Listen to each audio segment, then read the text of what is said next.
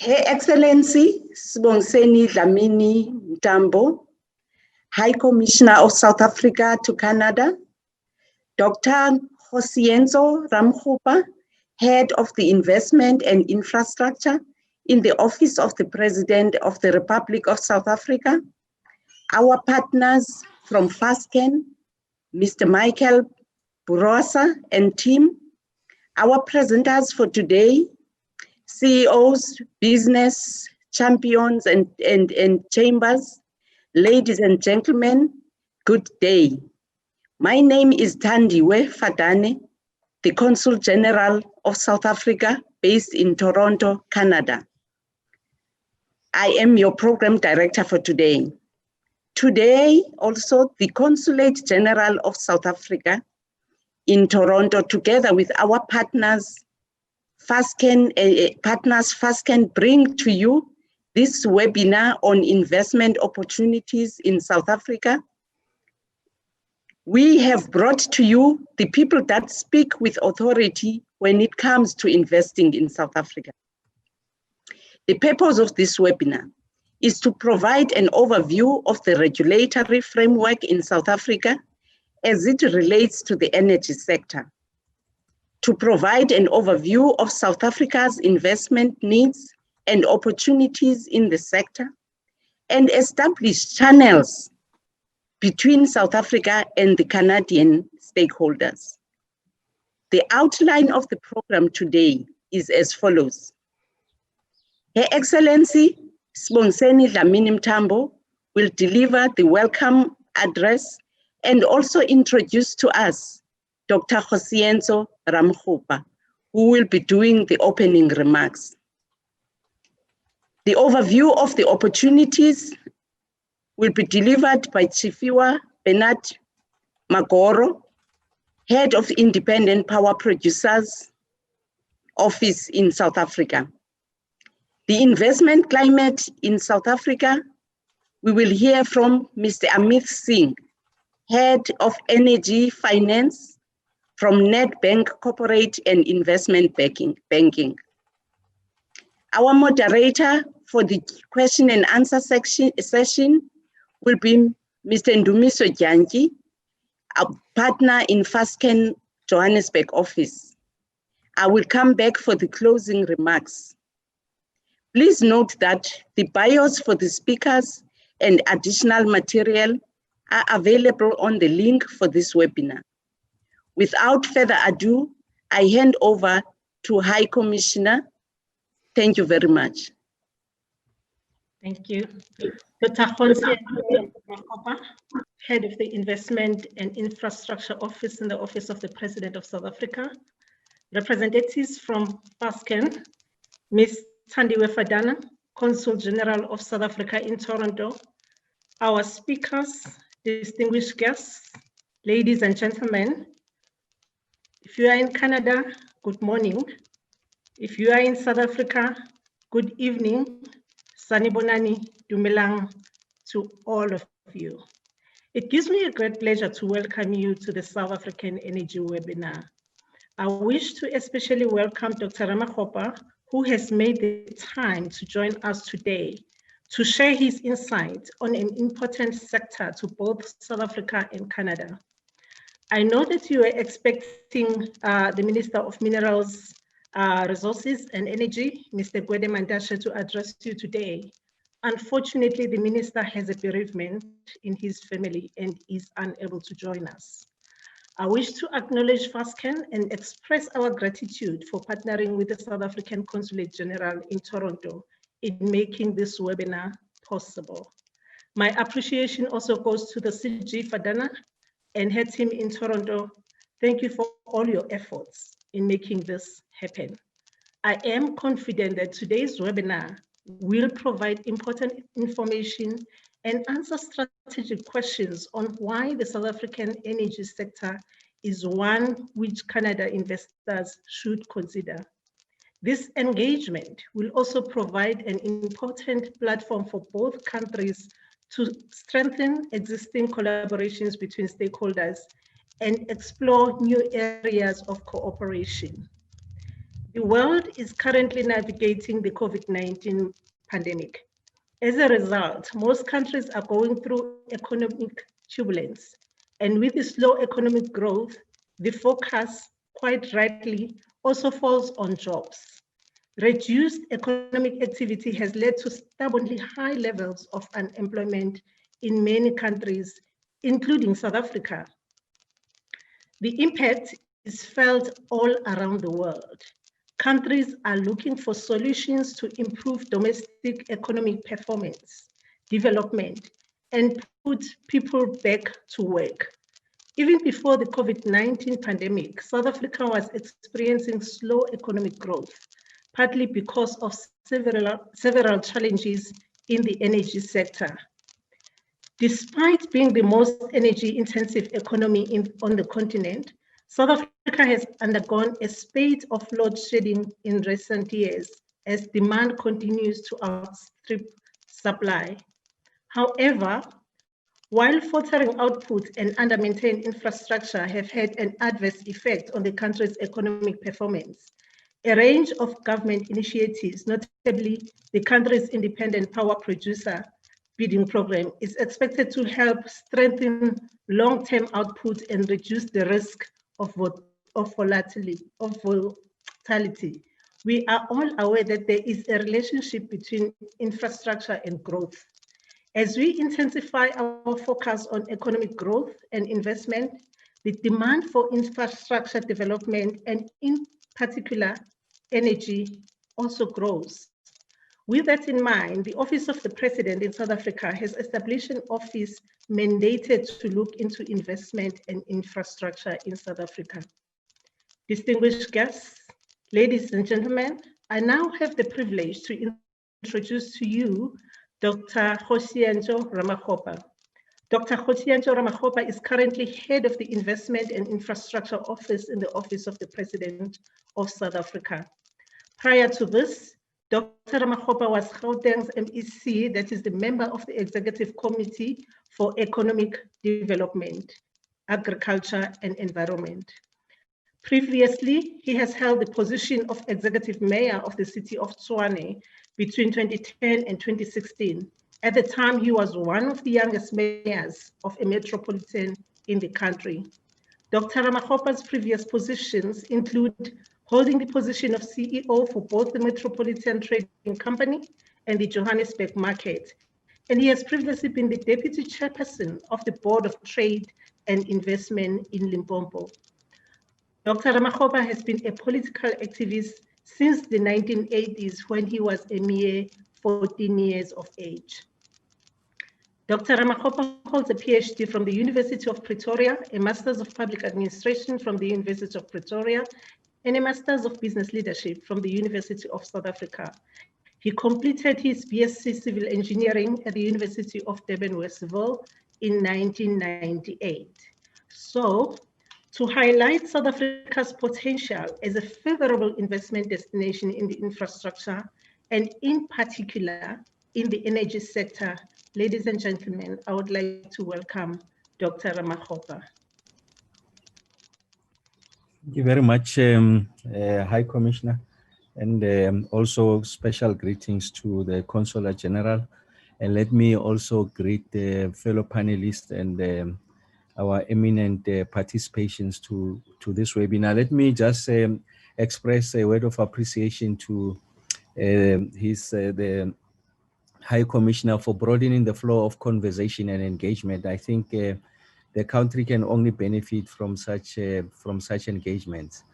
And I think this is opposite, especially on the back of the economic reconstruction and recovery plan that the President unveiled to the country about a fortnight ago, essentially articulating the country's response to the pandemic, the distress situation that the country is facing, especially on the economic front. Even before the advent of the pandemic, we had major situations. The economy was facing significant adverse economic headwinds. We were relegated to sub-investment grade, and also the fiscal headspace has been diminishing. and essentially now is decimated as a result of the pandemic, because we had to redirect resources to ensure that we save lives and are able to provide the necessary support to low income and poor households so that they can have a decent meal. And post the presentation and unveiling of the economic reconstruction and recovery plan, the Minister of Finance also tabled the medium-term budget policy statement, which essentially presents a comprehensive response, a fiscal response on how we are going to deliver on the reconstruction and recovery plan. And I think part of the observations made in the MTPBS is essentially a confirmation that we need to look at the alternative funding sources for us to be able to come out of a very difficult situation. If you look at the key features and contours of the reconstruction and recovery plan, the president goes at lengths to articulate about 5 objectives. And some of those have to do with job creation, the reindustrialization of the economy, ensuring that we are able to introduce the necessary reforms to allow for private sector participation, ensuring that we are able to redesign the state so that it becomes more agile and responsive. Essentially, if you like, putting together a state that is developmental in its orientation, and creating a professional and meritocratic bureaucracy that is going to help us to respond to the challenges that are confronting us. And I think if you look at many parts of the world, the state is taking the lead in terms of responding to these challenges. So in addition to the objective that the president articulates, he then proposes interventions that are necessary, that will enable us to achieve those objectives in the shortest possible space of time. So the first one is around unlocking 1 trillion rands of infrastructure investments into the country over a period of 4 years. And that's a mandate that is sitting with our office. And then the second one that is also relevant to this conversation today, it's around energy security. So essentially there's an admission that energy presents a major risk to the recovery effort. As the High Commissioner indicated, we have had instances of load shedding, essentially that is managed interruption of the provision of electricity because the supply can meet the demand. So it is important that we look at avenues to broaden the flow of the installed capacity to ensure that the requirements of the recovery efforts are not undermined by an energy space or complex that is going to disincentivize participation, or rather the growth of and recovery of the economy. And maybe just to narrow on this, so the country has adopted an integrated resource plan in 2019, and essentially what the resource plan begins to articulate a myriad of energy solutions, or if you like, the energy mix, and essentially it also sets targets, technology targets that should come into this space by 2050. And this includes, amongst others, an increase in installed renewable capacity, which should be at 5 times of the current levels. And the expectation is that it should be sitting at 31.2 gigawatts by 2030. And this is essentially going to account for approximately 40% of installed capacity. And the implementation of the Integrated Resource Plan 2019 has essentially commenced. And this is on the back of the request for proposals for 20,000 megawatts of what we refer to as risk mitigation emergency power procurement program, which was released to the market, I think, in August of 2020, about 2 months ago. So that's how we see the future going forward, and also the share of renewables. And you can see that these are ambitious targets, that they should constitute more than 5% of current levels and essentially should be about 40% of installed capacity. So the point I'm making is that there's policy certainty in terms of the direction that the country is taking. And this will enable us to meet our quest to ensure that there's a just energy transition, our commitment to the SDGs, to the reduction of greenhouse gas emission gets to be realized. I mean, just to give you a sense that 77% of South Africa's greenhouse gas emission comes from energy, and about 45% of that, it comes from, in particular, electricity. And of that 40 to 45% of the electricity, 86% of that electricity is generated from coal-powered power stations. So we see this effort to adjust the green transition, ensuring that we increase the share of renewable in the energy mix to also contribute to issues around job creation. So I think the point we're making is that the net employment as a result of transition from coal power to some form of alternative, it could be gas, could be renewables, must at the minimum, the net employment must be zero, but essentially we are looking at a positive impact on jobs. And of course, it's going to require that we are able to reskill people, ensure that the towns, the geographic locations that are anchored on this coal economy don't get to degenerate. So we find a new way of regenerating those spaces. Of course, renewables are going to form an important part of the work that the country is doing. And this is going to help us immensely to drive the process going forward. And then we have, at an institutional level, introduce the office that Tshifhiwa, one of the panelists, is leading, and essentially is to ensure that we concentrate our effort into driving and expediting, if you like, the on-streaming of the renewables, so that you create a legal dispensation that makes it possible for us to accelerate this effort. It was part of the more objective criticism about procurement in our country, is that it takes an inordinate amount of time.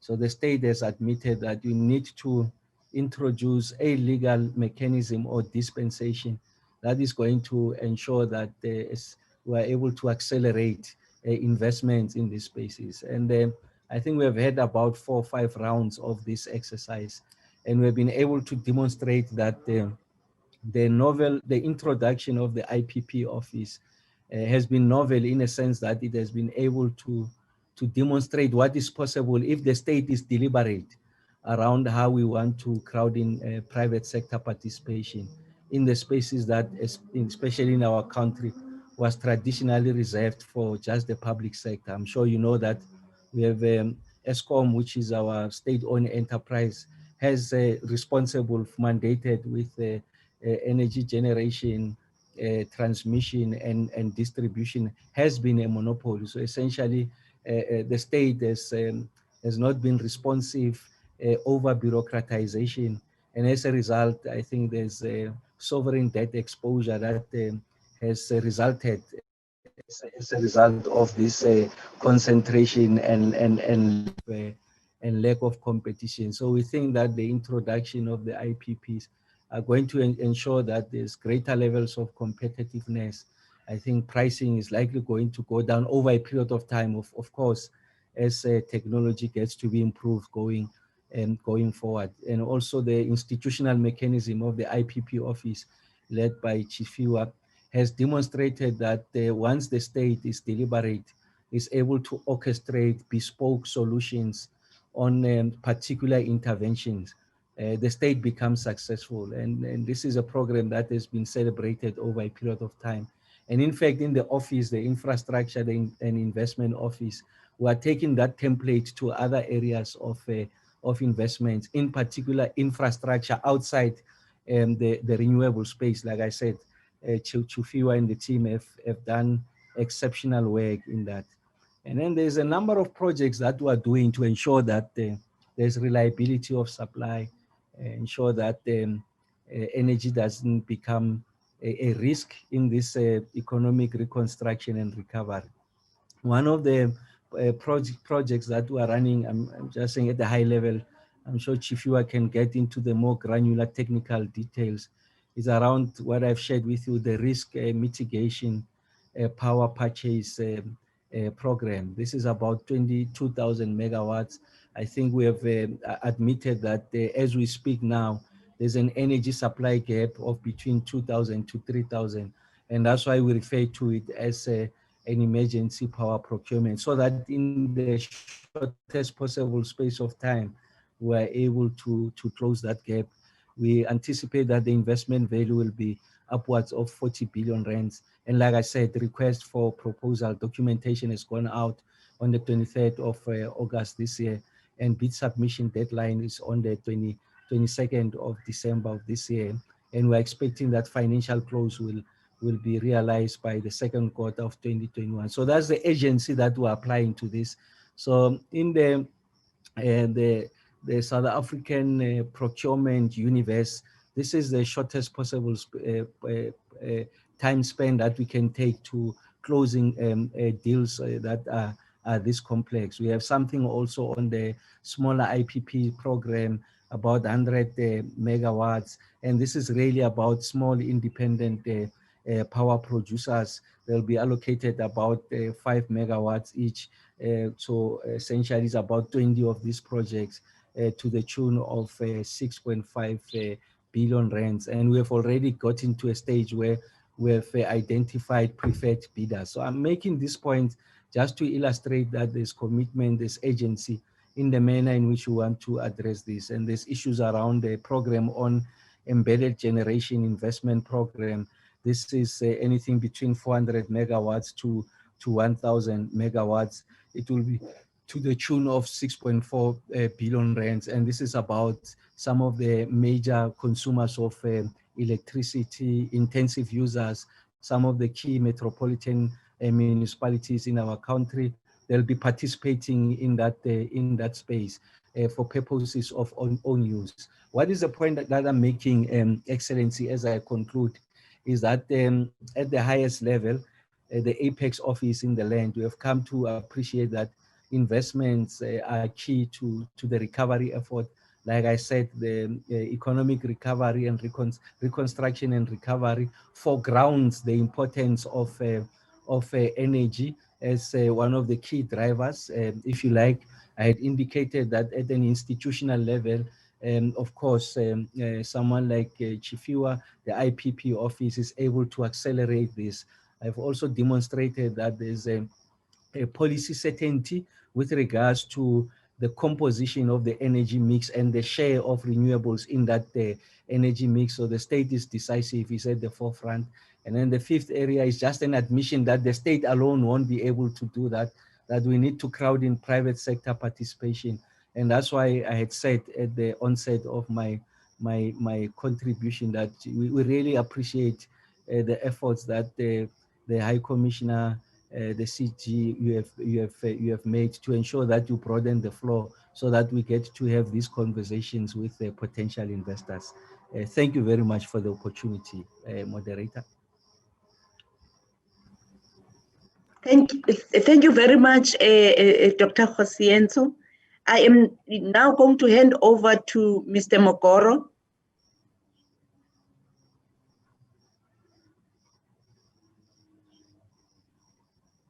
Thank you, Consulate-General. Good evening and good morning in Canada. High Commissioner, good morning to you. Good morning to the panelists, Dr. Ramokgopa, and the audience at large. I've got a short presentation that I want to share with you, just to show you some of the opportunities that are available in South Africa in the energy space. I am the head of the IPP office. I will also share with you some of the achievements that we have made in the last 10 years. Next slide, please. So just an overview, I will set the scene. I will touch on a number of areas where Dr. Ramokgopa already touched on, just to give you more granular details as to the state of our industry at the moment. And then I'll touch a little bit on the IPP office, what we do and what we have achieved in the last 10 years. And I'll then show you some of the opportunities that we see coming in South Africa in the next 10 years or so. And we are busy refining our procurement program so that we can also align with the recent challenges that we are facing in the country. So that's how I will conclude. Next slide, please. So by way of introduction, the current state of South Africa grid is that most of the energy comes from electricity, the grid connected power stations. Dr. Ramokgopa did touch on this. Except for transport, a lot of energy comes from grid electricity, and that is for all industries as well as domestic use. We have a national utility, which is Eskom, which supplies about 95% of energy. Then the other 5% is those that are able to supply themselves. And within that 95%, as Dr. Ramokgopa mentioned, you've got about 86%, which is coal-based. And the challenge that we have now is that most of those coal power stations are towards the end of their life, and they will be retired in the next 10 years. We are looking at about 10,000 megawatts that will be retired in the next 10 years, largely coal-fired power stations. Our annual peak demand is about 34,000 megawatts. Energy terms, we are at about 200 terawatt hours a year. I did look at the numbers for Canada before coming here, and I saw numbers around 500 terawatt hours. So it's 2.5 times our energy consumption. So the challenge that we have now is that our grid is highly constrained. I'm sure you have been aware of the challenges that we're facing, having to implement what we call rotational load shedding in some cases where there's not enough capacity to meet the demand. But on the positive side, in the last 10 years, we started bringing a lot of renewable energy. I'll show you the numbers in a minute. And that program, that's the one that Dr. Ramokgopa was talking about, has been very successful. And we are very proud of that program. And we are actually planning that in the next 10 years, through the same program, we'll get more and more IPPs participating in that space. So our urgent need right now is to increase generation capacity in the country. Next slide, please. So I think this slide also talks to future generation capacity and some of the opportunities you can already see in this slide. So we have what we call the Integrated Resource Plan, which was published in 2019, which sort of gives a 10-year view of where we're planning to and what type of technology we're planning to bring on board to supplement, firstly, what will be retiring on the coal space, but also to cater for additional demand due to growth in economy and residential consumption. So we are going to bring about 37,000 megawatts in total over a 10-year period. You'll see on the table on the left-hand side, that is the breakdown of the different technologies. Renewables is taking the big chunk of that at about 20 gigawatts. For the first time, we are going to bring gas as well. We have had some diesel-operated power stations. Gas will be the first time that we bring in gas in South Africa, and we are looking forward to that. And that will help us, obviously, to manage volatility of renewables. And we are also pursuing the hydro opportunity in the DRC in Congo. That's the 2,500 megawatts that you see there. So there is already a treaty between South Africa and Democratic Republic of Congo, where we are planning to tap into those opportunities to bring that hydropower into South Africa. There is about 1,000 megawatts of coal that is also catered for in the IRP. And I must say that we have identified that there's an immediate gap, which Dr. Ramokgopa spoke about, of 2,000 megawatts, which we have already issued the request for proposal, and that is the one that's closing in December. So because of all these challenges, the minister had to make a determination urgently early this year. So he has already determined, so what you see on the right-hand side in the cycle, it's actually the capacity that has already been committed from that plan on the left. What's on the right is the 13,800 megawatts that we have already committed that we will be procuring this capacity in the next 5 to 8 years. Breakdown, the risk mitigation is technology agnostic.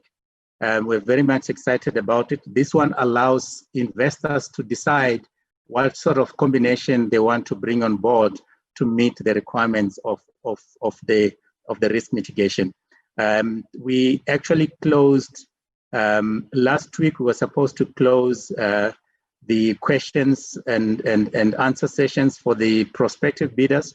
And we're very much excited by the number of bidders that have actually raised their hands saying they're going to submit their bids in the upwards of 60, which is a very exciting opportunity for us.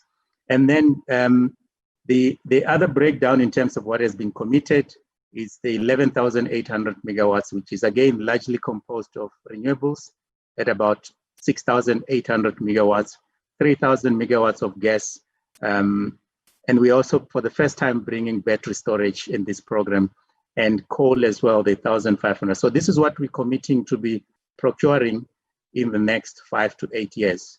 We already see opportunities in this space. The demand is there, and the regulator has already made the determination that Eskom will be a buyer for this capacity. So what is left is for us to run the procurement process. In fact, as we speak, we are already preparing the documents for the first bid window for solar and wind, which will be in the region of about 2,600 megawatts.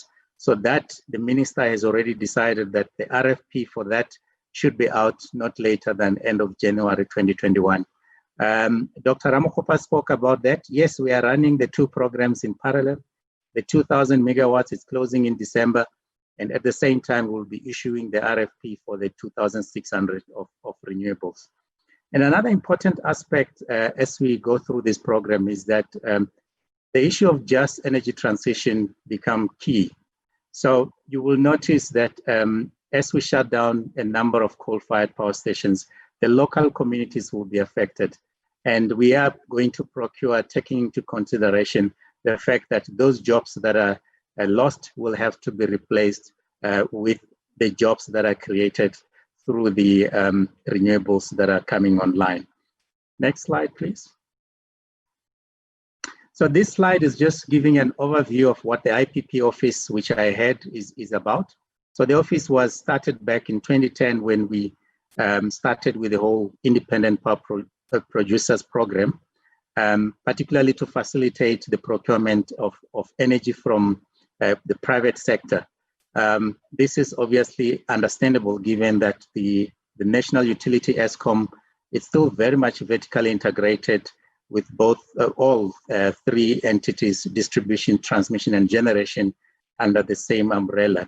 So the IPP office was created so that the procurement program can be seen to be independent, transparent, and we have actually shown that the program was run successfully and free of any challenge by any entity. Everyone has accepted the decisions that the program has made in the last 10 years.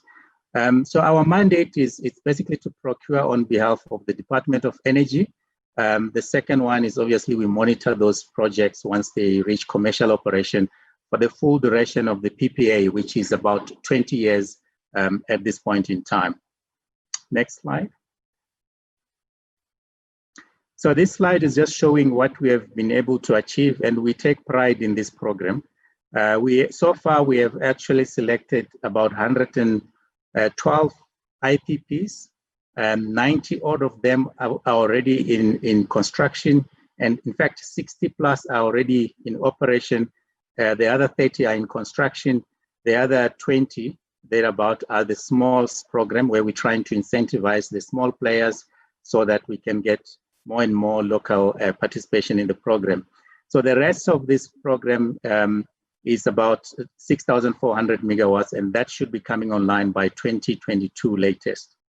And already we have about 4,200 megawatts in operation. That's the 68 IPPs that are already signed up with Eskom. Energy generated from the start of the program, it's just around 50 terawatt hours. We have been able to attract about 200 billion rand of investment through this program. Next one. Yeah, so because of the socio-economic challenges that we face in the country, in all our procurement processes, we take this into account. So the programs are run in such a way that we also try and meet other government developmental objectives, which all the bidders have to commit to, and that is for the full duration of the PPA. So things like job creation, supporting local economies, local communities, supporting small enterprises, local content spend, Black economic empowerment, that is part of the design of the program as we procure.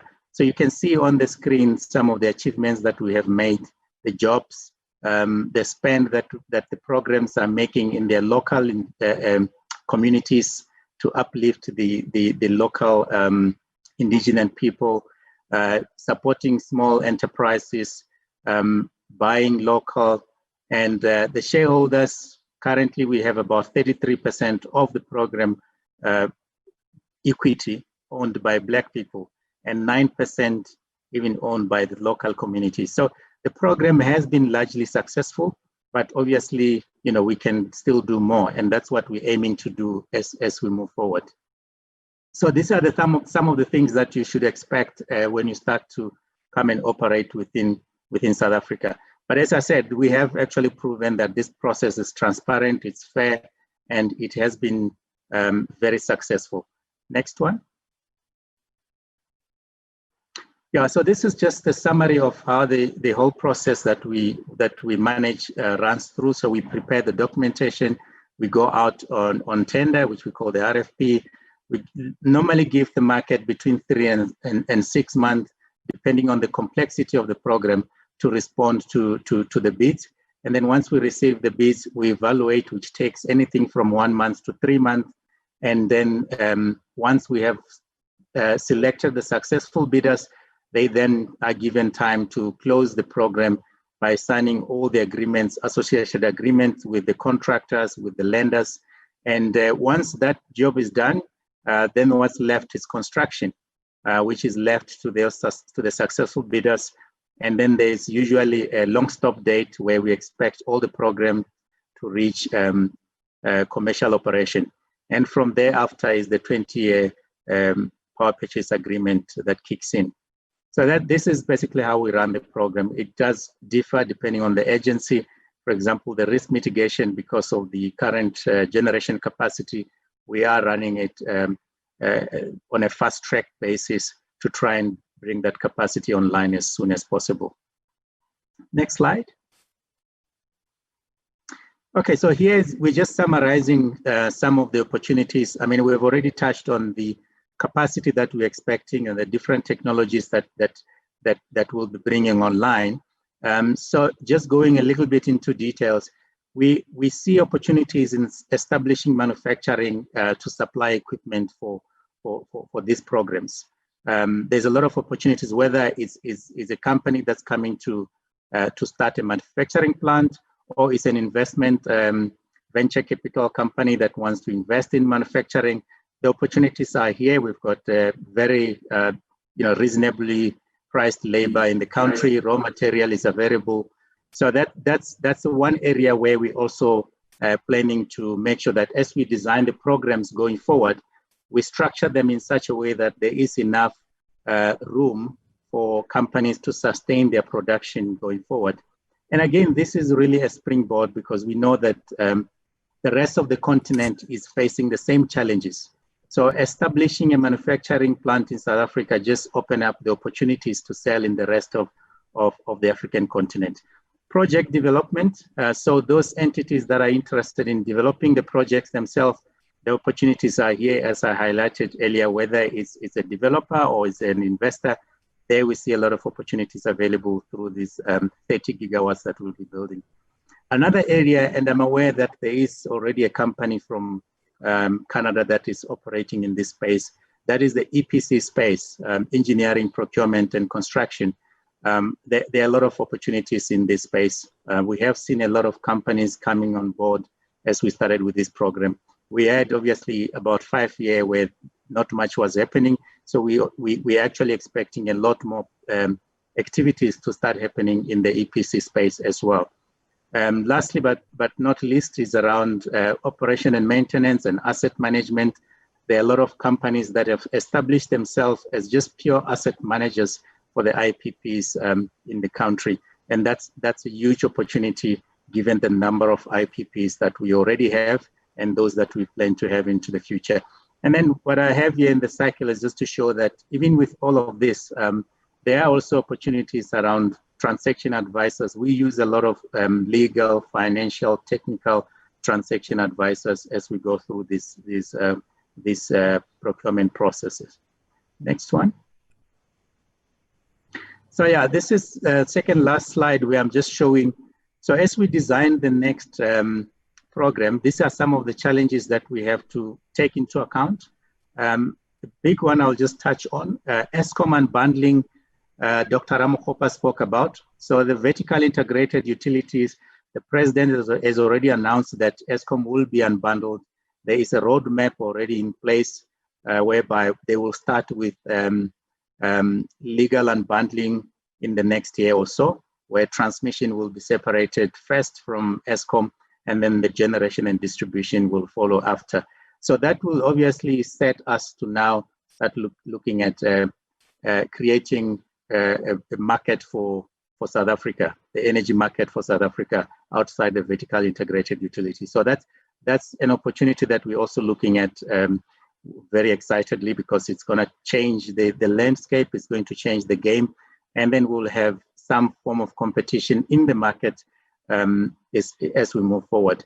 And then other areas is just to highlight that we will continue with socio-economic, addressing socio-economic challenges as we procure.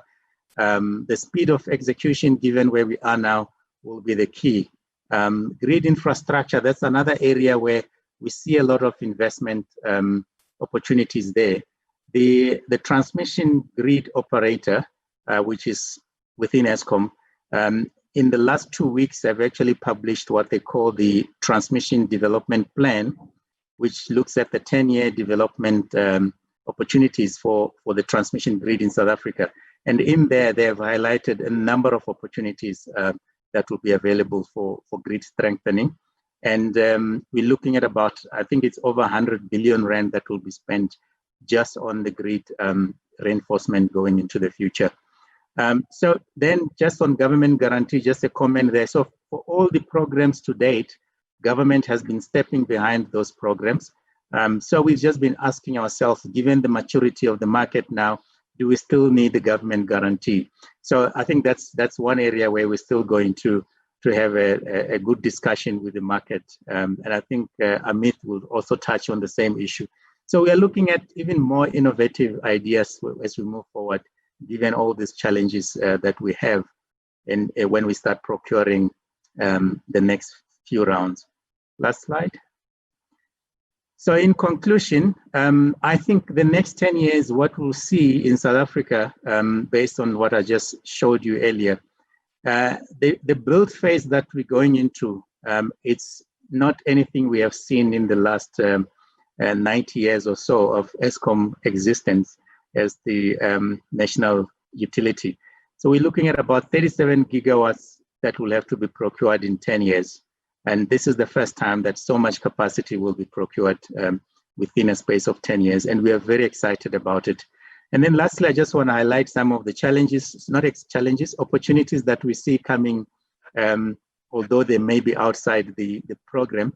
Eskom has already made a decision that some of the coal-fired power stations will be repurposed, in fact, as part of the just energy transition to try and preserve the jobs that are around those location of those power stations. So there are opportunities for gas to power projects. There are opportunities for renewables in those areas as well. The second one is around the transmission and distribution networks, and that includes municipalities. The network needs a lot of strengthening, and we see a lot of opportunities there as well for companies that are in that space. And then the next point is around the procurement. The minister has issued new regulations in the last 2 weeks or so that municipalities will now be allowed to buy power, and those that have the balance sheet will be allowed to buy power directly from independent power producers. A number of them have already approached us at the IPP office to assist them with the procurement process. So that's, again, a number of opportunities for players that want to participate in those programs. And for a number of years now, we've always had this gas utilization master plan, which has never been rolled out. And just looking at the interest in the risk mitigation 2,000 megawatts, it seems like we might finally get that opportunity to start the gas program in South Africa. So we are all very excited about it. So that's in summary what I wanted to share with you. Just to say that we have this 10 years that's coming ahead, and there are a lot of opportunities available for Canada to participate in the energy space in South Africa. Thank you very much, and I look forward to your questions and engagements later on. Thank you. Thank you. Thank you very much, Bernard. I will now hand over to Amith Singh. Thank you. Thank you very much. Respected High Commissioner, Consul-General, Dr. Ramokgopa, Mr. Magoro, Mr. Ndumiso, friends, very good afternoon and good morning from South Africa. I think this is quite an important session, and we would like to thank the High Commission of the Republic of South Africa and Canada, the Consul-General, and Fasken's Matimo for hosting this important session, giving a brief summary of South Africa's energy investment opportunities. Can I just move on to my slides, please? Thank you. Yes, next slide. And I think many of our speakers has very nicely positioned South Africa's energy journey. I think from our side, we would like to express a few points on this stage. We from the private sector would like to concur with whatever the officials from government have spoken from the IPP offices and the presidency's office, that South Africa's energy transition and the investment opportunities is large and is one of the most exciting spaces to be at the moment in South Africa. This together with the infrastructure journey that we are embarking towards. As you know, South Africa was heavily dependent on coal, and you can see South African government has committed to a real transition, not only talking, but they are delivering on a just energy transition. And if you look at the new percentages of procurement that they wish to do, it's a fair commitment and something that they are living up to. So it's very exciting from our side, and we see a lot of opportunities from there. As you know, the South African power sector is very well regulated, and we have lots of well-planned methods in our procurement, and this is clearly established by our parliamentary committees and the Gazette and the Ministry's office, where we have an integrated resource plan which sets up South Africa's energy journey based on a rolling 10-year time, and that gives everyone enough time to plan. Historically, we had some delays on the procurement, but for the last few years, we've seen lots of urgency and swift action from government to unlocking the sector so that adequate private sector investment is established. And this is what we see. If I would like to move on to the next slide, please. Yes. And as many of our speakers have spoken about this energy transition, and you can see the technologies in which government wants to procure. Solar PV is large, wind is big, storage is big, a little bit of coal and gas and diesel. So these are the technologies which you can come and invest into South Africa across the full value chain. It is two big programs that we see, which is the first 2,000 megawatts was going on emergency rounds, and the next rounds of renewable energy procurement and other procurement, which Mr. Bernard has spoken about, which should be launched in December. We will speak a bit later about the programs and the successes of this program, but it is very scientifically designed to meet the needs of South African power demand and the grid stability, and of course trying to get the least cost generation so that the consumers can benefit and make South Africa an efficient economy. So that is there, and we've seen lots of developers planning, especially on this emergency round. The energy sector in town on the ground is very busy. All the advisors, the IPPs, sponsor groups, the advisors, legal advisors, technical advisors, financial advisors are really busy planning to help prepare bids, which is due on the 22nd of December on the risk mitigation plan. So there's lots of activity on the ground, and it shows the strong investor confidence that these international sponsors and local sponsors have in this sector. So I can move on to the next slide. And I think this is quite an important slide, which I would like to spend some time, a little bit of time on. What makes South African energy sector so successful and a strategic investment sector that we should all pay attention to? As our IPP office has mentioned, the number of megawatts which has been procured over 4.5 bidding rounds, and that has geared and provided excellent track record in terms of what we want to achieve as a country and how it has been delivered on a very scientific and transparent procurement process, which has really allowed for these projects and future bidders and sponsors to come back and bid in for more projects. South Africa is very blessed with lots of wind and also a very good DNI radiation. So renewable technologies fits very well in this country. And of course, we're seeing the benefits for the projects that's either been commissioned or still being developed. So how are our projects and what makes it bankable? Although Eskom, which has its own challenges, financial challenges, they are still the current off-taker, the buyer in terms of the power purchase agreement. And of course, that is underlined by guarantee from the South African government, which keeps the solid financial counterparty risk and allows people and developers and banks like our Nedbank to take 20-year views on a power purchase agreement. So that is how it's been structured now to date. There would be some changes, we think, in the future. There's guarantees from government will not be endless.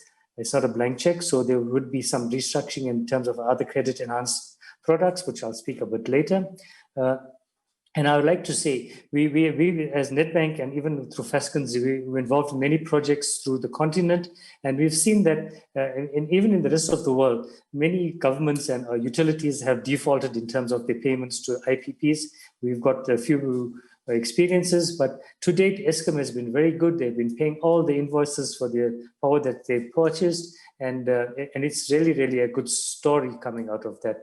And this also instills confidence for private sector investors to come into South Africa and invest there. The renewable energy program, this has been one of the best programs and has been received many accolades and awards internationally with its success. And it's been how it's done, and many countries have come and studied and wish to replicate these programs in their own countries. So that also gives us more confidence. We also think that in future years that we'll see opportunities to invest in the grid infrastructure, which is also would need some investment. But as Eskom unbundles itself, that will play itself. And the biggest driver for this generation in South Africa's energy sector is that our demand is outstripping supply, and we really need this megawatts and electrons in our grid. And this, you can see that renewable energy is a big focus, and this is part of South Africa's government commitment to the just energy transition. Next slide, please. I would like to speak a little bit about the financial institutions in South Africa. I just put in some of the banks that have funded the projects. Nedbank has been a leading funder of this, and all the banks in the country have really put in lots of money, long-term money. And this is a testimony of the deep liquidity in South Africa, well-established financial capital markets, and which has really allowed for this investment and banks to put in long-term debt into these projects bank, and also financial sector investments, the funds and many other institutions, including the development financial institutions of South Africa. So the money is there in terms of the debt. Moving on to the next page. The financial sector is really committed to the energy sector. We have deep liquidity markets, and so long-term funding has been available, and it has been part of the major contributing factor to South Africa's private sector investment in this energy sector. We expect it to continue. The other good point is that we have strong advisors in town that understands the government, the procurement documents, the power purchase agreement, the government guarantee, and all other financing agreements, firms like Fasken that have really advised banks and sponsors in the sector, and that is also much available. And the funds have also seen that the yield and the returns on these projects has been good, so they've also given them confidence to invest in these projects. Moving on to the next slide.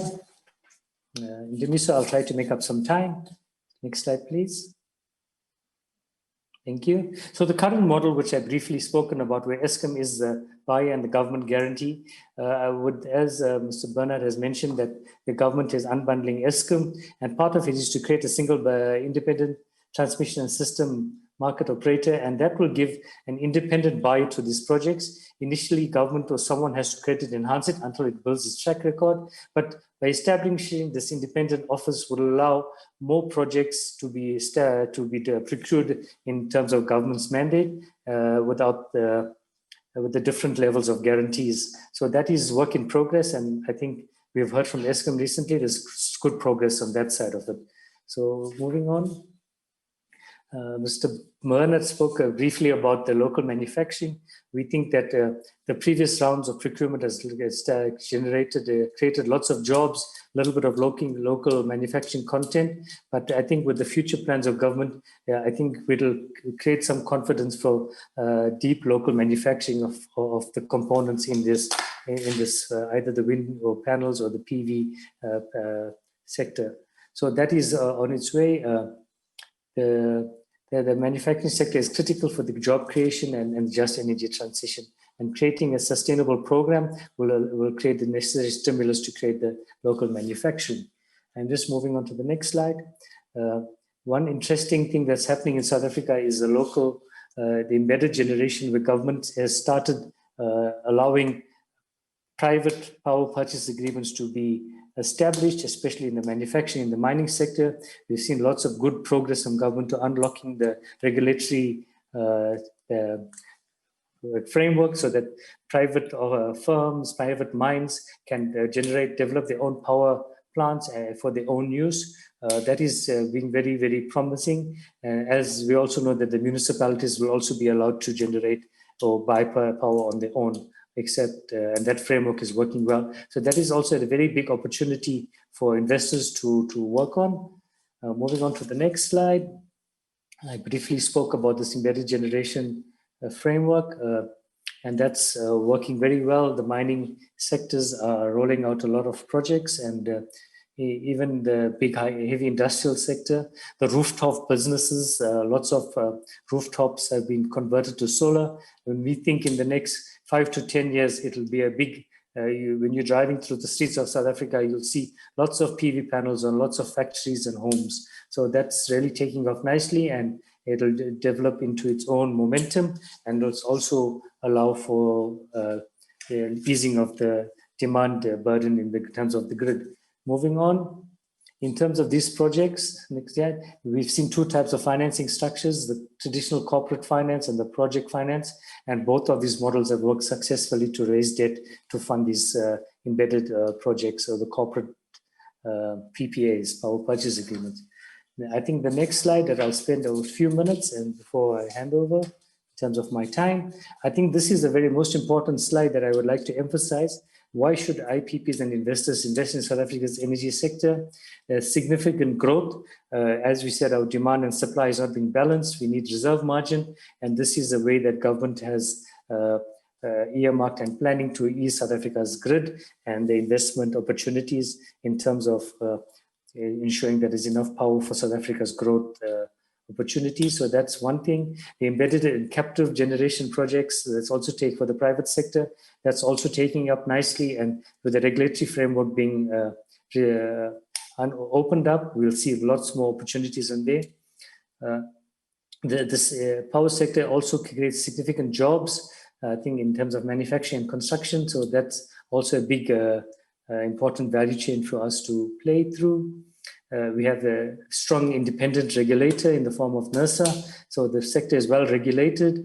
We have a very important, we have the Independent Power Producers Office, which under the strong leadership of Mr. Bernard, that has done excellent work in delivering bids and in terms of adjudicating in fair and transparent manner. So they have also, it's an excellent structure from government. And we also think the grid will open up opportunities for investment there. So this sector is one of the most important sector. It's really the power is the oxygen of the economy. Government has really put a lot of attention into this in the last 5 to 10 years, but the last 3 to 4 years, we've seen accelerated attention. And I think everyone's very serious about unlocking it and making it deliver South Africa's economic prosperity.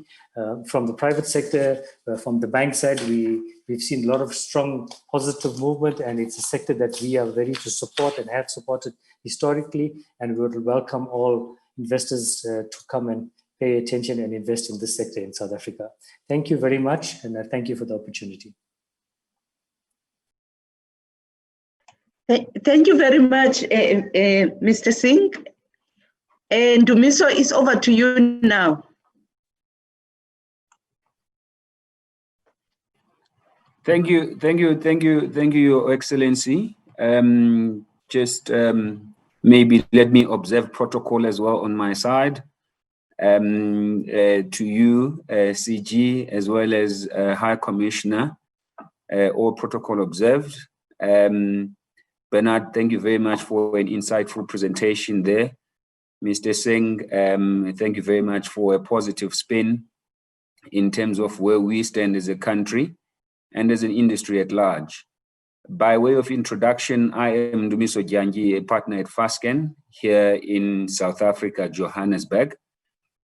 Just a few things that I thought I'd put forward. We know that initially we had Dr. Ramokgopa as part of our panel, but he had other engagement, and he has since had to exit and attend to another engagement, as we know that he was filling in for the minister, and we really appreciate that, and would like it if CG, you could take the message back to him.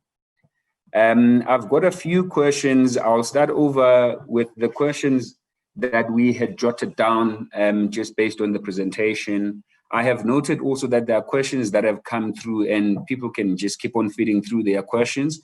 We'll pick them up and then raise them with our fellow panelists. One question is for you, Bernard, and anyone else who is part of the panel and feels like jumping in. You can jump in as and when. Just raise your hand so that I can note you in the process. 11,000 megawatts is anticipated for the risk mitigation round, Bernard. And just if you think about that with the time periods that have been set, do you think it is feasible for us to do it in such a short space of time? i.e., are you considering having a number of rounds, or are you intending to procure just on one round, considering the megawatts that are anticipated? Thank you, Ndumiso. Greetings, everyone, again. That's a very good question. So the risk mitigation is the 2,000 megawatts. So that is going ahead. And we are closing the bids on the 22nd of December. And we are looking at financial close by June. And then construction starts. And we're giving the bidders 12 to 18 months to construct. So by December 2022, we expect that capacity to be online. So that is the 2,000 megawatts risk mitigation. Now the 11,800, that is another determination that was issued by the minister last month. So that one we will bring it in chunks. You will recall what I said earlier, that we also want to make sure that as part of this program, we start lifting up the manufacturing sector. So it does not help to go out and procure the whole 12,000 megawatts once off, because then you don't create that space for entrepreneurs to build their capacity and start the manufacturing plant. So we are going to have a number of rounds to roll out the 12,000 megawatts. And as I said, we are already working on the first chunk, which is about 2,600. That will go out to the market between December and end of January 2021.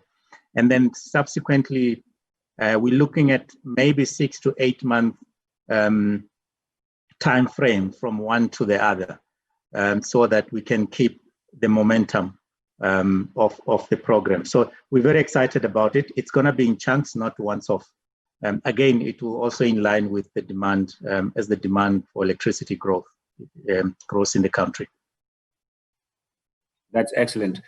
Just maybe picking up on that, we know that round 5 is also upon us, and there's been extensions obviously to cater for timeframes and all of that. And as you would know, round 5 and the mitigation round are to an extent coinciding.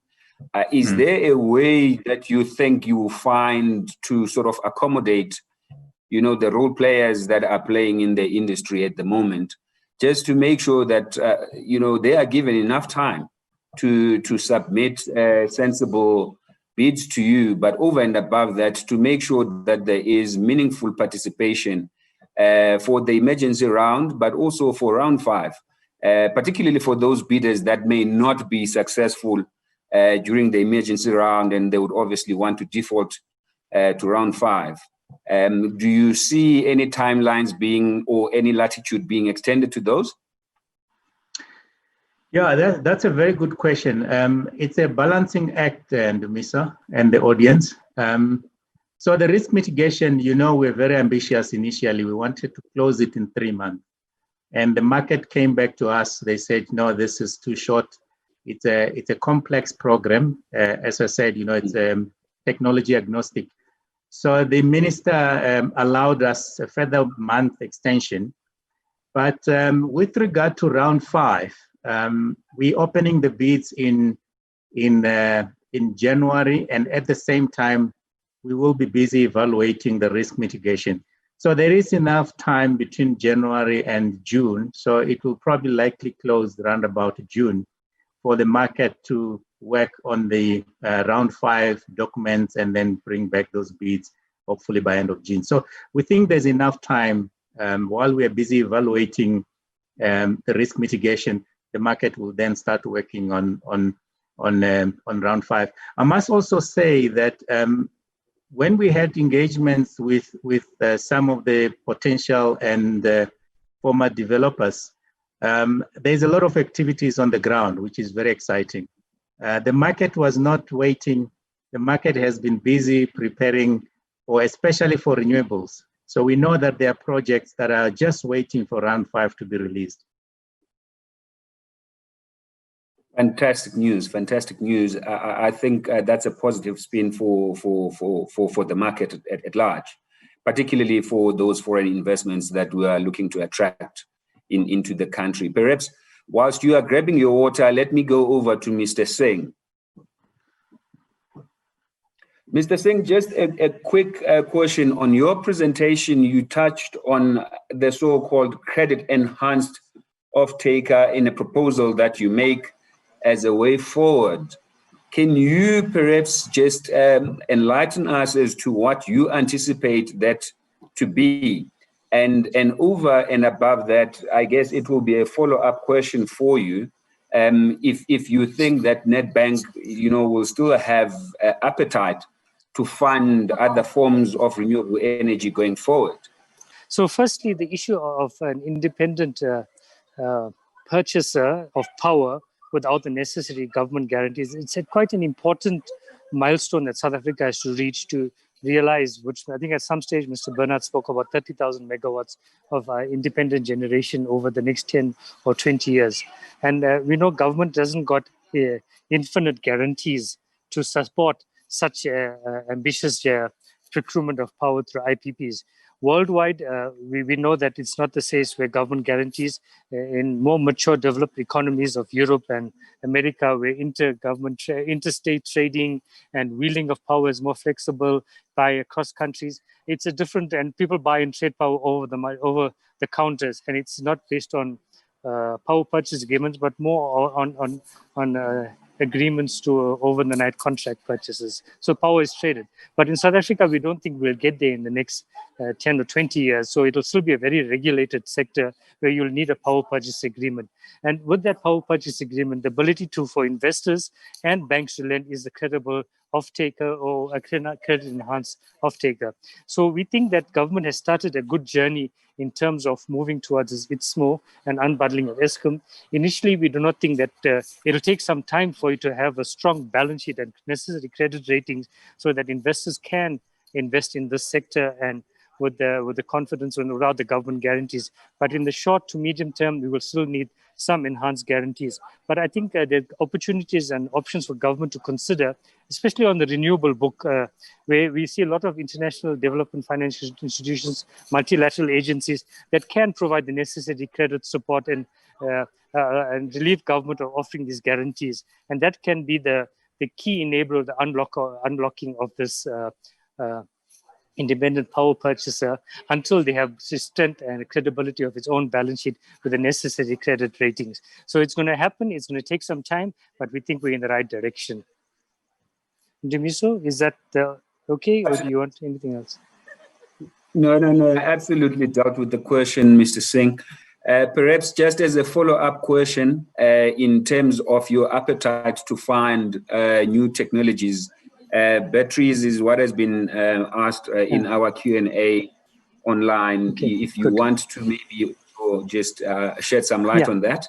That's a good question, and I think it's the first time South Africa in this risk mitigation program that we'll see lots of batteries being part of the technology of choice together with wind and PV. And I think the IPP office will also be seeing that coming through the bids, and they'll be competing with the thermal generation or the gas side of it, or the gas and the PV hybrid structures.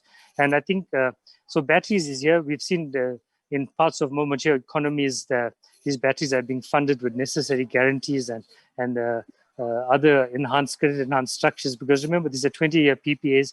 Replacing the batteries after a certain lifespan is quite important to build the necessary reserves, and so that you can deliver in terms of your power purchase agreement. So to answer your question, this technology is bankable. It's proven worldwide now, but due to the shorter nature of the lifespan of these batteries, we would definitely need more credit enhanced structures to ensure that either we find fund reserves to replace the batteries, or that the necessary technology suppliers give the necessary guarantees. So under those structures, we think we can bank it, but the jury is still out there, but it's looking good at this stage. And I think South Africa will be the leading procurer of battery technology, and we will definitely lead for the rest of the world to take notice of the big leaps and bounds in terms of the technology of batteries can do in terms of grid stability and dispatchable power. I think Bernard can add a little bit more to that question from his side. He is really an expert in terms of the grid and how that manages it. Particularly because there is a question, Bernard, that has come through in relation to how you intend to regulate the technology as and when it comes through. Particularly including storage in a couple of months. So maybe whilst you're dealing with the question, if you can also touch on that, please. Thanks, Amith. Thanks, Ndumiso. Yes, I'm very much excited about the battery. That lights up the engineer in me. I used to run the grid a few years ago as the system operator. So batteries are very crucial, especially as we integrate more and more renewables. And if you recall, the South African demand profile, it's quite challenging. We are very much dependent on energy from the grid. That's for everything in our households. And then that leads to these huge peak demands in the evening, which unfortunately coincide with the sun going down. And so the only way to solve this is through batteries. We have a few pump storages, which is not enough because the hydro is also a challenge in South Africa. So we are looking forward to procuring batteries. In the IRP, we have 2,000 megawatts of battery. We will be procuring the first 500 megawatts in the next year or so. And in terms of the technical connection conditions, I'm happy to say that we actually have the draft grid code that is being finalized by the system operator that is developed purely to integrate batteries onto the system. So the regulator, together with the system operator, have been working on this in the last 2 years to make sure that the system is ready to integrate batteries. So we're looking forward to it. And there has been a number of local players that are coming up either to develop their own battery technologies or to bring and assemble in the country. So it's going to be a very exciting space in South Africa for batteries. Fantastic. Your Excellency, High Commissioner, there is a pointed question to you. The question is really, how can Canadian companies get involved in all these initiatives? I think this question you will need to be backed up again by Bernard, but let us allow you an opportunity to deal with this question, High Commissioner. Thank you so much. That's an exciting question. It already tells me that there is so much interest, and we really do welcome Canadian investment companies. I think what is important is that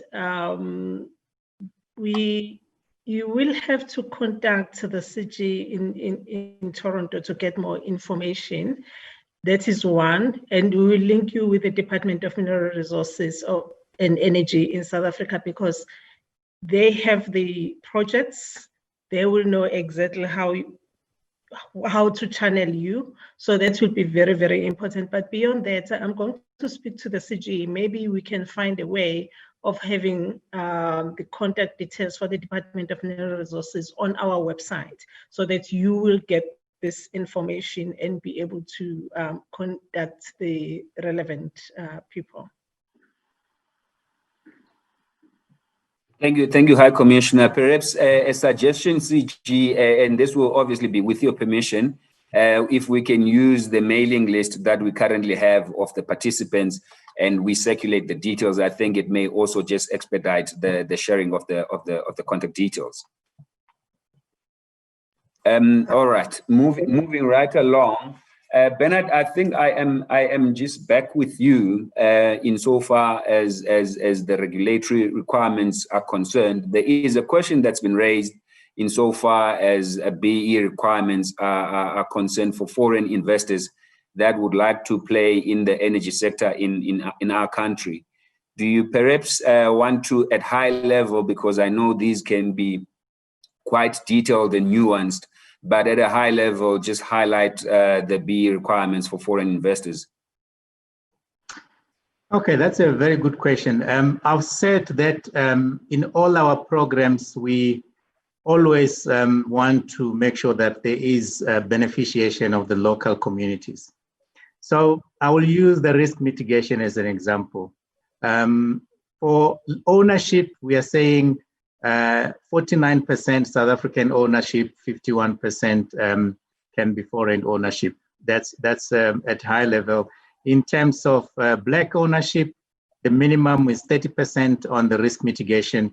And obviously, the more ownership or the more Black participation, you get more points in the evaluation process. And then we also have other 5 elements, which is job creation. So the developer has to commit to create jobs, local jobs. There is enterprise development, spending on local, smaller companies, spending money developing small local communities, supporting kids through bursaries. Those are some of the things that we also incorporate in the design of the program. And like I said, so BE itself, it's about 49% South African ownership, 30% Black ownership was the requirement that we incorporated for the risk mitigation. So we try and align with the BEE codes as published by the DTIC, Department of Trade in Industry and Competition. Thank you, Bernard. Maybe whilst I'm on you, we might just want to tap into your experience since you were at Eskom. If you may wear your engineer hat here, because the unbundling of Eskom has brought about so many questions. So I guess the question is, how do you see the unbundling of Eskom creating opportunities for independent power producers and the market at large for obviously private players in this sector? Yeah, it will create in a number of ways. I think Amith already touched on the fact of the guarantee. The reason we are providing guarantees now is because the system operator and the grid of this transmission network owner, they all sit in Eskom. And that obviously creates conflict of interest given the market power that Eskom holds currently. So once you take out transmission system operator and the market operator out of Eskom, then you are able to allow even things like wheeling, which means an IPP can develop a project to sell directly to another industry, another consumer, without having to go through the buyer, for example, Eskom or a municipality. So that wheeling arrangement will now be opened up. Now you will not need to necessarily sign with Eskom. We will be able to open a market so that all IPPs can compete, day ahead to meet the demand tomorrow. So it's a first step to making sure that the grid it's available on a non-discriminatory manner, but also allowing the market to start developing in the country, and also bilateral contracts where the network can be used as a wheeling or a highway for power to flow from any developer to any consumer on the other side. So that's why we're excited about the unbundling. In fact, in your response, you touched on a very important element which the ministry has obviously spoken to, which is allowing municipalities, for example, to procure their own electricity. Do you want to perhaps shed some light on that, because it's a new development, particularly with many of our municipalities being in financial trouble, but there are those who are obviously still viable. And do you want to maybe just shed some light on how you anticipate that unfolding going forward? Yes, Ndumiso, I think what needs to happen, and we've been talking to municipalities, as I said earlier, because they need support from us given our experience. So we're waiting for National Treasury to issue some guidelines or how they're going to make sure that certain municipalities do qualify to procure. So that process will still be controlled, so that they don't overstretch their balance sheet, as an example.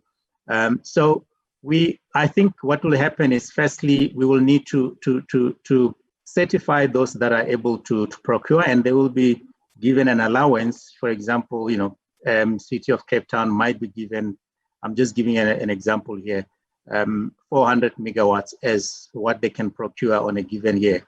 So that's the process that I see unfolding before we start with the procurement process itself. So there will still be some control and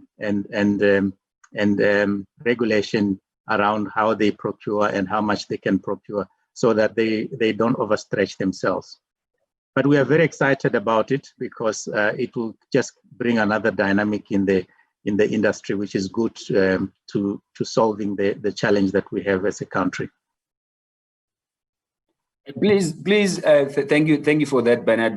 Mr. Singh, will you please throw in a 2 cents worth here, because I guess most of these municipalities would come to Nedbank and many other financial institutions to look for funding. What is your appetite looking like for this sort of new development?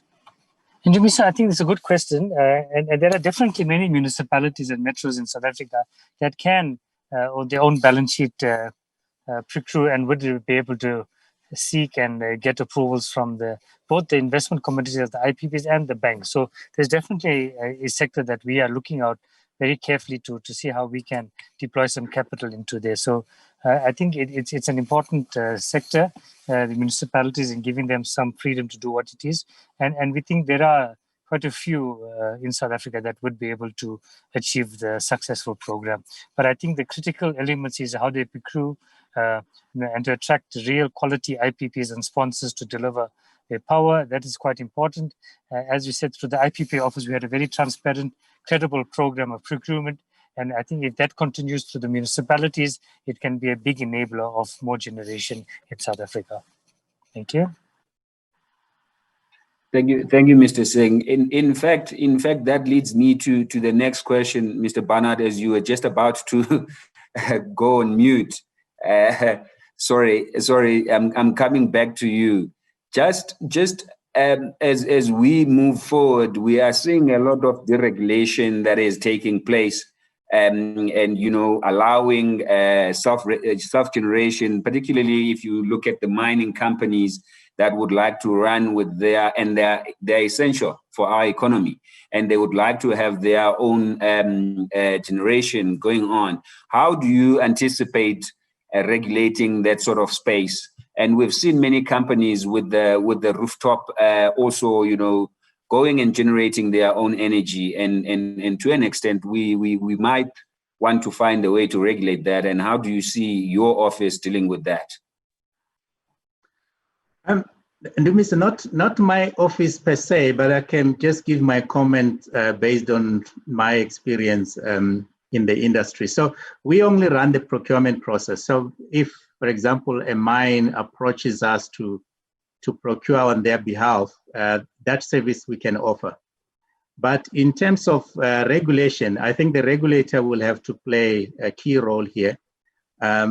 Obviously, there are other challenges because in most cases with renewables, you're buying energy and not capacity. And I know I'm probably talking engineering now. So those challenges, will have to be addressed, and that is with the system operator. How do we make sure that the grid remains operable even under this environment where everyone is buying renewables, which is only available on a certain time. And when it's not available, when it's not windy, there's no sun, there must be some backup coming from somewhere. So I foresee a situation where there might be an overall of the tariff model to try and cater for the balancing or the backup of energy that is provided, that will be provided by Eskom. But all of these things are not a showstopper, they can be managed. So from a regulation perspective, that's what I see happening. The regulator will have to play a more active role to make sure that there is a control in balancing the grid. Fantastic. Perhaps CG, a question that is pointed at you, particularly working from that side of the world and trying to attract investments into the country. How do we make sure that the market here at home is coordinated, and also making sure that we are plugged in with yourselves out in Canada and many other parts of the world? Because we need a coordinated approach where we are putting South Africa forward and are having many platforms such as this one where we tell the world the good stories that come out of our country.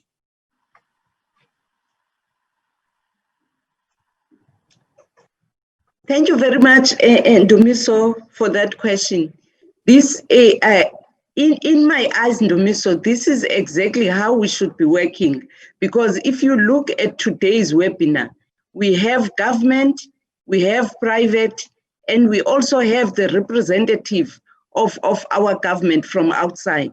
If we keep sharing the information and passing the information from where we are located back to South Africa, and in South Africa, we are getting people that are receptive.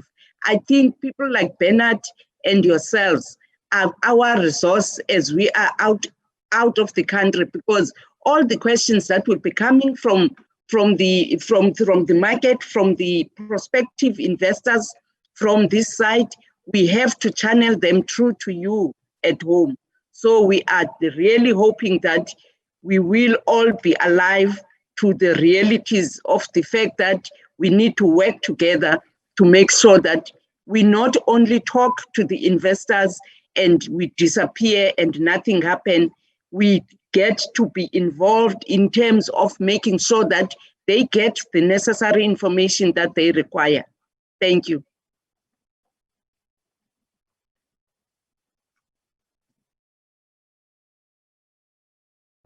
Unmute, yes. Thank you, CG, for that.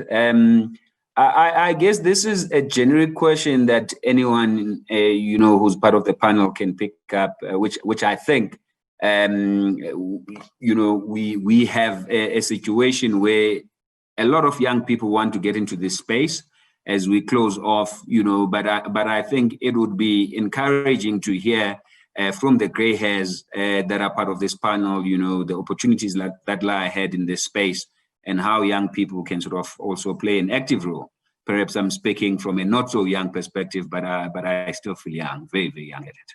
I'll give you, Mr. Singh and Bernard, an opportunity to respond maybe to that one as we close off. Ndumiso, I can quickly say that we've seen a lot of young professionals, be it engineering, advisors, that have used this energy programs, procurement programs as a great stepping stone in their success. We've seen a lot of local technicians, young people from construction to operations involved in all spheres of this thing. So we are seeing it something realized, and I think my message is to all the youngsters that can use this opportunity. It's a growing sector, empower themselves, educate themselves, and use this as a career to establish their own careers, as an opportunity to establish their own careers. So we see a lot of them being developed, but there's definitely more opportunities for young, credible professionals to grow in this side. Thank you, Mr. Singh. Ndumiso, if I can comment as well. Yeah, I'm really excited about, especially this question. What we have started doing now, I call it demystifying the REIPP program. So we have actually started engaging with the likes of South African Institute of Electrical Engineers, where I had actually had a session with engineers that are interested. We have partnered with SAWIA, that is the South African Wind Energy Association, and SAPVIA, South African PV Association, where we actually started a program called Developing the Developers. So I will encourage those youngsters to go into those websites, have a look at those programs. It's a number of series. It's going to be running for the next, until March next year, where we're actually teaching people on how do you participate in these programs. And the small program that Dr. Ramokgopa spoke about, it was also aimed as developing the youngsters who are coming up so that they can develop themselves to be big players in the industry. So there we actually kept the program to 5 megawatts, not more than 5 megawatt a project. And we said we want 20 of them, and that has been allocated, and they are going to start with the construction as soon as we close that program. So there will be a lot of those initiatives where we're aiming at developing youngsters to participate in the program. But then again, you'll recall that in the design, we also look at these BEEs and the whole BEE codes requirement. In there, we actually have elements of women participation, people living with disabilities participation. So those are some of the elements that we actually measure as part of the evaluation process for the big projects. So I think there's just going to be more and more players going forward. I'm really excited, but at the same time nervous, because I think we're going to get a lot of bids coming back for round 5. No, fantastic news, fantastic news. I think we should wrap up. Thank you for all the questions that have come through, but due to time constraints, I think we're going to close off here. I'll just take maybe some final remarks, particularly from Her Excellency Sibongiseni Dlamini-Mntambo, the High Commissioner to Canada, and we'll obviously thereafter hand over to CG to close it off for us. CG, I will not come back after the High Commissioner. You can take it from there. But thank you to all the panelists who've made their time to participate and made themselves available.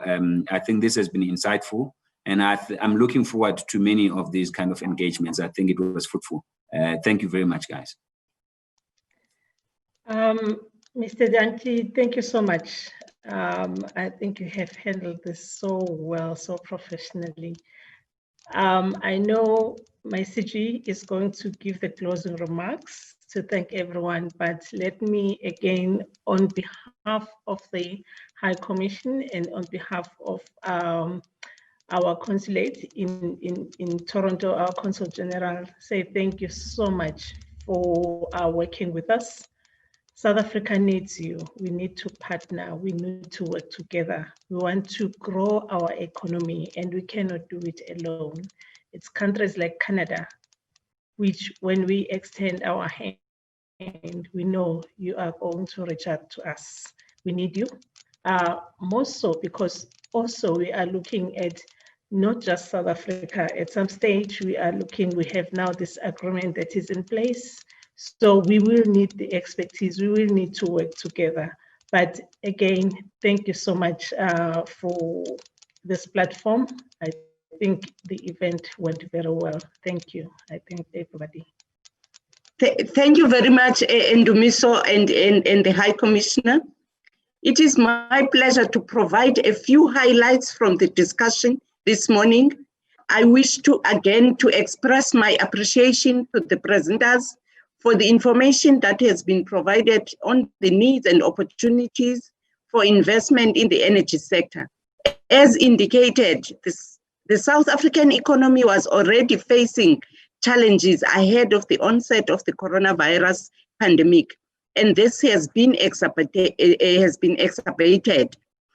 The energy sector has been identified as one of the priority sectors to support the recovery of the economy.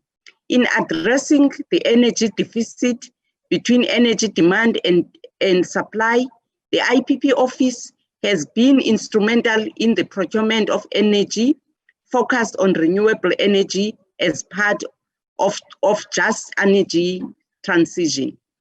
There are opportunities for renewable energy and gas to power transmission and distribution networks and services with particular focus on technologies, coal, gas and diesel, storage, wind and solar. The announcement by the Department of Mineral Resources and Energy that new regulations will make provision for procurement by municipalities to buy power directly from independent power producer offers further opportunities in addition to self-generation. In closing, as High Commissioner has indicated, I want to thank you all for being with us in these past few hour and a half. We are really grateful that you have been with us, and we promise you that for all your questions, we will make sure that we facilitate and fast track all the inquiries together with our partners in South Africa. To our partners, Fasken, we really appreciate doing business with you. Thank you.